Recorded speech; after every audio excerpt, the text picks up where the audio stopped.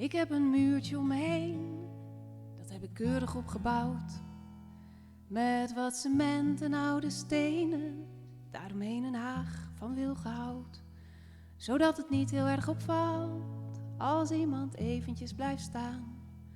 Maar als die zomaar ineens doorloopt, loopt hij tegen het muurtje aan. Het beschermt al mijn grassen en de boomgaard en de tuin. De kleine paadjes die daar lopen, de mooie vijver met fontein.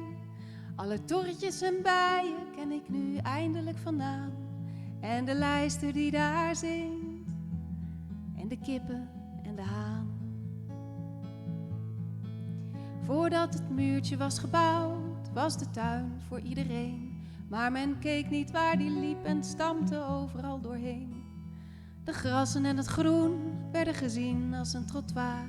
Om hun onkruid uit te stallen al maakte ik nog zoveel bezwaar.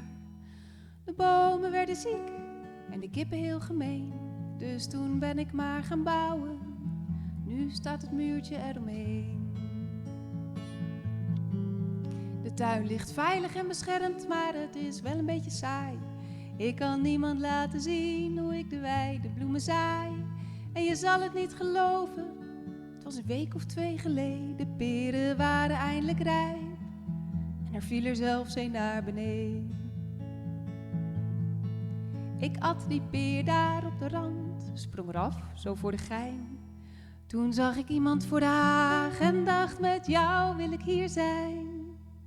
Ik wil jou alles laten zien, vooral het fruit en postelijn. De lijster in de boomgaard en tenslotte de fontein. Dus nu ben ik af gaan bouwen, steen voor steen wordt afgebikt. Zo ontstaat er een klein gat, waar wij doorheen gaan, jij en ik. En is het dan niet erg, als ik het grootste deel laat staan? Dan mag jij mijn tuin bewandelen en loopt de rest nog tegen het muurtje aan.